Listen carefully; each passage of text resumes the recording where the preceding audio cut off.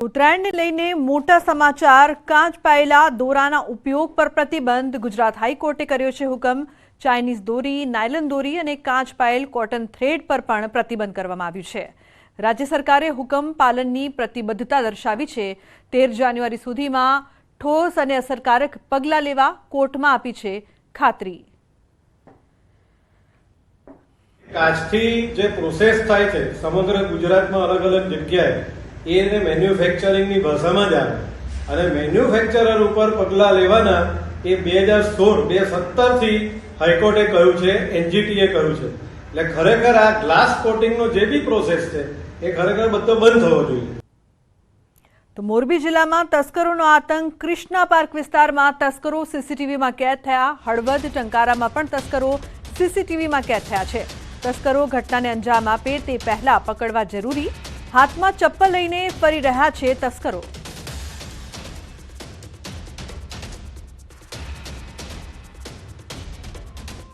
તો ભાવનગરમાં bank of બરોડાની Mokhdaji circle શાખામાં ખોટા નામો થકી સરકારની સબસિડીવાળી લોન મેળવી કૌભાંડ કરાયું છે।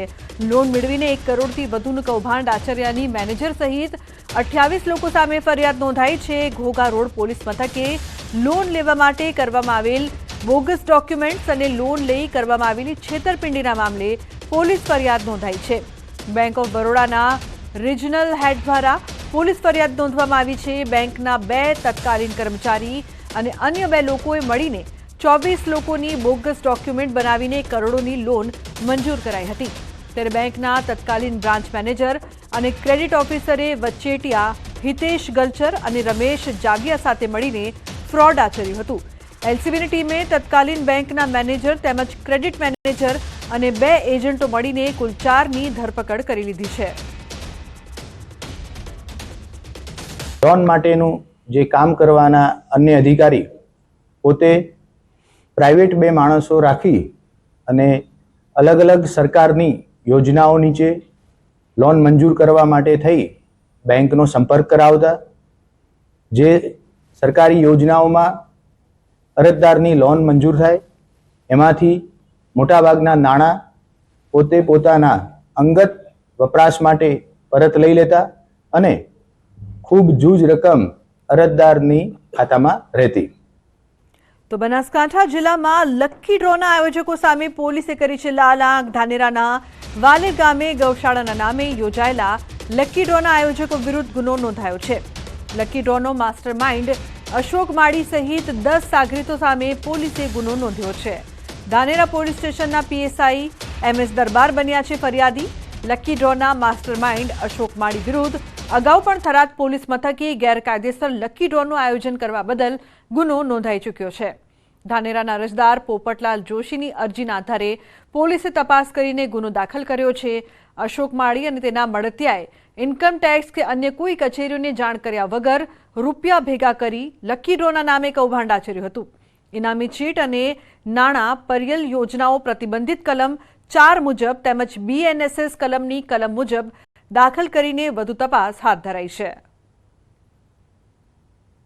હું આપ લોકોને જણાવવા માંગુ કે બનાસકાંઠા પોલીસે આની પહેલાં પણ 3 જેટલી એફઆઈઆર રજીસ્ટર કરેલી હતી અને આજે અમે લોકોએ ધાનેરા ખાતે પણ 1/4 એફઆઈઆર રજીસ્ટર કરેલી છે।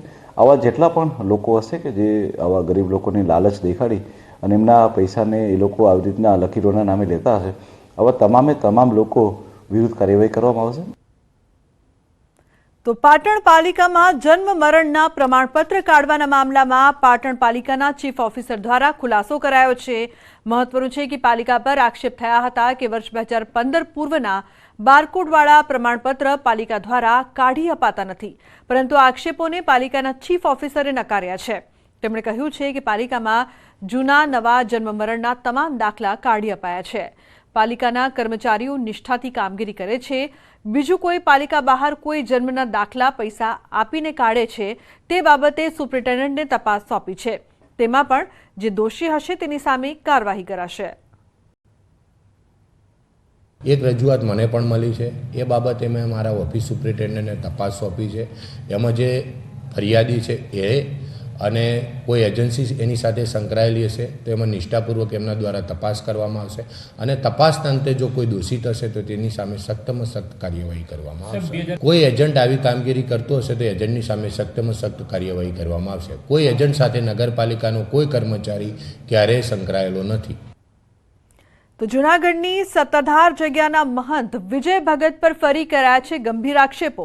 ચોટીલાના આપા ગીગાનો ઓટલો નામની જગ્યાના મહંત નરેન્દ્ર સોલંકી દ્વારા વિજય ભગત પર આક્ષેપ કરીને મોટા ખુલાસા કર્યા છે. તેમણે કહ્યું કે વિજય ભગત મારા પર આક્ષેપ કરે છે તેમાં કંઈ નવાઈની બાબત નથી. તેઓ અગાઉ પણ મારા પર આક્ષેપો કરી ચૂક્યા છે, પરંતુ હું તેમને ખુલ્લામાં મારી સાથે 1 to 1 કરવાની ચેલેન્જ આપું છું. હું વિજય ભગતના બધા પુરાવા આપીશ, આર્થિક લેવડ દેવડના અને અન્ય પુરાવા પણ આપીશ.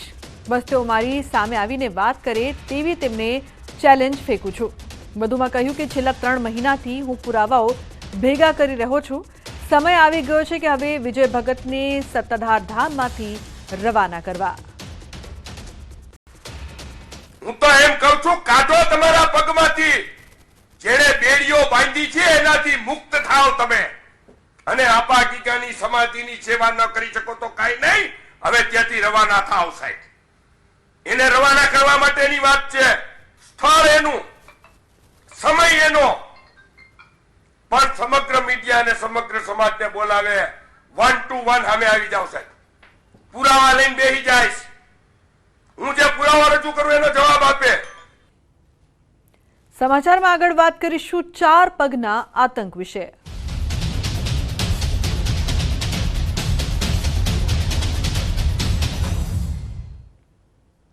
તો રાજ્યમાં દિવસે ને દિવસે 4 પગનો આતંક વધતો જોવા મળી રહ્યો છે. શહેર શહેર રખડતી રંજાડતી લોકો હેરાન પરેશાન છે. આપની ટીવી સ્ક્રીન પરના દ્રશ્યો જુઓ. શહેર અલગ અલગ છે, પરંતુ તમામ સ્થળોએ સમસ્યા કહો કે દહેશત વધી છે. ક્યાંક રખડતા ઢોરે લોકોને અડફેટે લીધા તો ક્યાંક કપિરાજનો આતંક જોવા મળ્યો. સાબરકાંઠા, બનાસકાંઠા, નવસારી, દ્વારકામાં રખડતા ઢોરનો આતંક જોવા મળ્યો. તો ગોધરામાં કપિરાજે એક વ્યક્તિ પર હુમલો કર્યો. જ્યારે સુરતના માંડવીમાં દીપડાની દહેશત વધતા લોકોમાં ભયનો માહોલ છવાયો છે. પંચમહાલના ગોધરામાં 3 દિવસથી કપિરાજનો આતંક. તેલંગ કેમ્પસ, સાવલીવાડ, જૂની પોસ્ટ ઓફિસ તેમજ સોનીવાડ વિસ્તારમાં કપિરાજનો આતંક. કપિરાજે અત્યાર સુધીમાં 12થી વધુ લોકો પર કર્યો છે હુમલો. ગઈકાલે એક વ્યક્તિના પગમાં બચકા ભર્યા. ઇજાગ્રસ્તને સારવાર માટે હોસ્પિટલ ખસેડાયો છે. કપિરાજનો આતંક સીસીટીવીમાં કેદ થયો છે. તેલંગ કેમ્પસમાં પાંજરું ગોઠવીને કપિરાજને પકડવા પ્રયાસ કરવામાં આવી રહ્યા છે.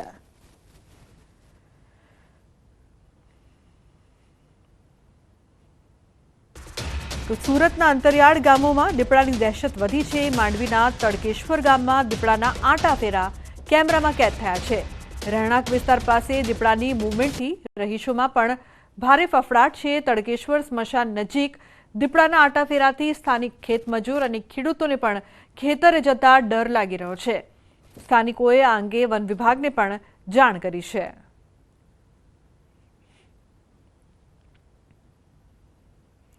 તો બીજી તરફ ગીર સોમનાથના કોડીનારને અડીને આવેલા દુદાણા ગામમાં સિંહ પરિવારના ધામાના કારણે શ્વાન અને અન્ય રખડતા પશુઓમાં દોડધામ મચી ગઈ છે.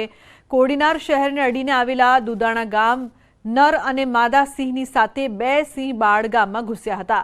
સિંહ પરિવારે પણ શ્વાન પાછળ દોડ લગાવી હતી. આ આખી ઘટના સીસીટીવીમાં કેદ થઈ ગઈ છે.